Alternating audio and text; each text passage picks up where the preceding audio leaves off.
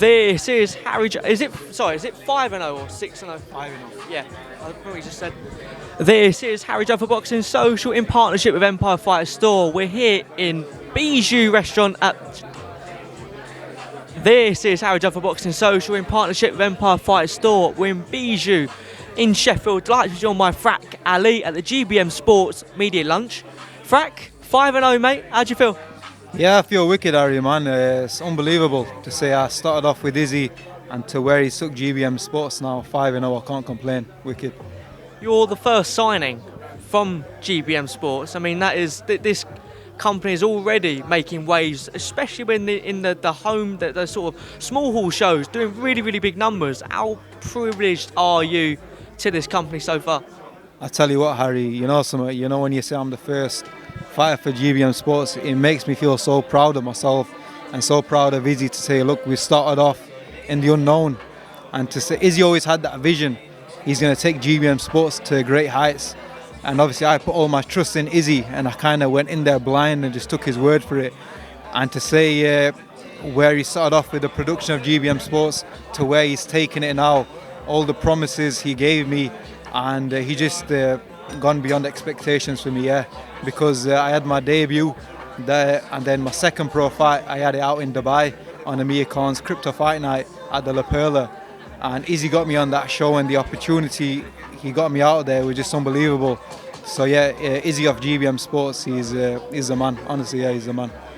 How old were you when you first met Issy? And I've known, Issy's been a family friend of my dad and brother for like many years.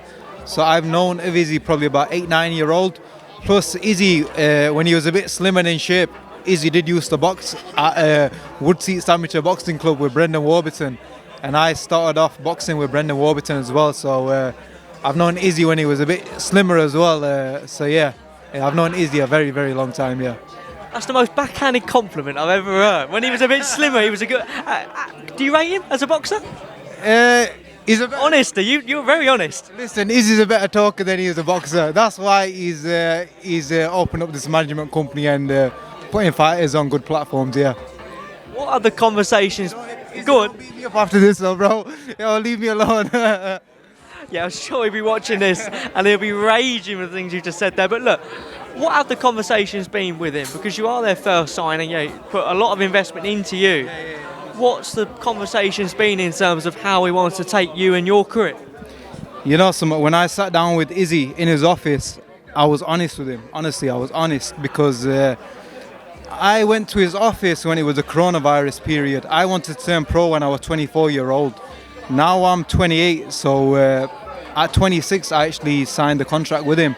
And I said to Issy, listen Issy, where can you take me in my career? What can you do for me? And I said to him, look Issy, I'm only coming to you because I've got all my trust in you and I want you to make me a champion. And I said to him, Issy, look, I want a Central Area title shot or I want an English title shot. Can you deliver it? Yes or no? Issy goes, Frak, shake my hand. It's done. I've gone, Issy, you're the man. That's it. Let's make it happen. So that's it, really. Issy's honest with me. I'm honest with Issy. So yeah, I can't complain with him. Yeah. He is behind me now. So watch exactly what you say. Before we done this interview, he did speak about your career so far. You're going to cause havoc this year, is what he said to me. Is that correct? 100%. Listen, now's the time in my career to get some stoppages, get some knockouts, and put myself out there now. Because at the end of the year, there are some big opportunities for me to box for either a Central Area, an English, or if the opportunity is there to go down the IBO route. A lot of people have already called me out and have offered me to fight for some titles, but I don't want to cut myself short. I'm waiting for the right time, build the experience, get the rounds in, and obviously do the number on them. So yeah, I know a lot of fighters in featherweight to super featherweight are trying to catch me earlier because I've heard a lot of things creeping around, like boxing's a small game. I've heard things what people are saying. They're saying, oh look, we'll try to get Frak earlier. We know he's going to be a big threat. So I'm not going to cut myself short, you know what I mean? Give me a few more fights, let me build that experience, and trust me, Frak Ali's going to be a name to watch out for. Boxing is a small world. What are some of the things you've heard? You're mentioning there, you're just mentioning certain things. What are the things you've heard people say about you so far? Listen, what am I saying to you? People are saying like where's Frak come out from? Like the style he brings in the ring, he is non-stop. You know what I mean? He is non-stop and he will not give up. Put it like this: you've got to probably knock me out with a baseball bat to knock me out. Honestly, I will keep coming forward. Like I have moved training now as well. I'm training with Keith Palmer at Sheffield Lane Top, and everyone from Sheffield, they know who Keith Palmer is. Like he is the man. Like, you know what I mean? The amount of champions he's produced and the work ethic he has, it's unbelievable. And you know what I mean? To say I'm part of that stable, it's unbelievable. Featherweight division is a really exciting one. We've got Sean O'Hagan here, who obviously coaches Josh Warrington. Massive featherweight fighter. You've got Michael Conlon, Lee Wood, those sort of names.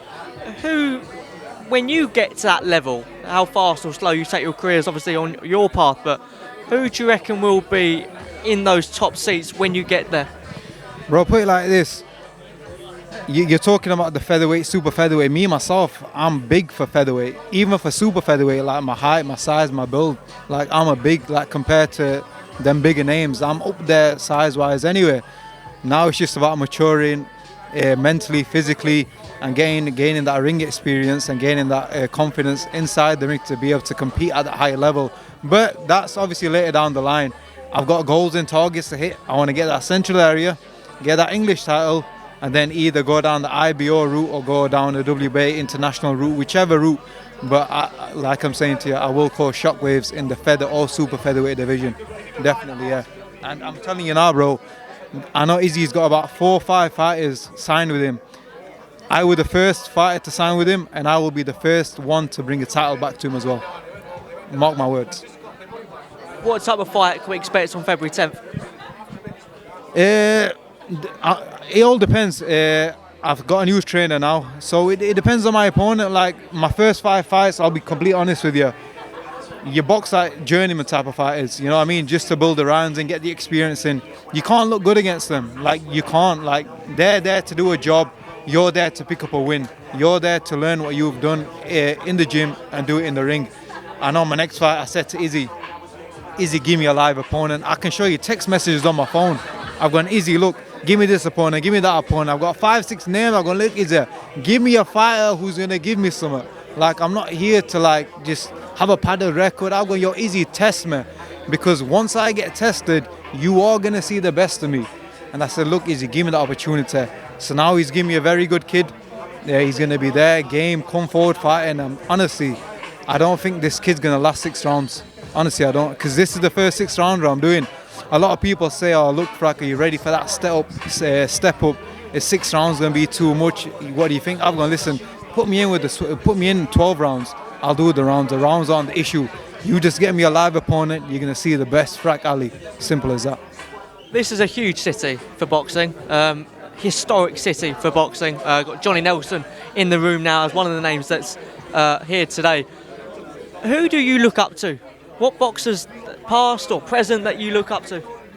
You know, right now, to say I'm a professional boxer, I don't really look up to fighters. I did when I was younger. Who did you look up to when you were younger? I used to be mad crazy over Ricky Hatton. I don't know what, but there was just something about Ricky Hatton. It was just, I don't know. Fan base, possibly? Yeah, to be honest, I love this style. Like, I loved him as a person. Like, I had a soft spot for him, you know what I mean? I was a proper fanboy over him.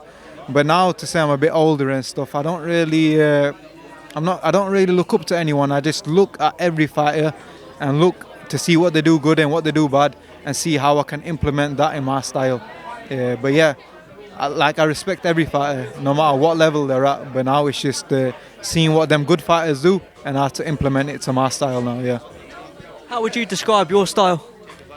My style developed like when I first turned professional. I was known as this name El Fraco, meaning coming forward in Mexican style, wearing my heart on my sleeve and giving it toe to toe.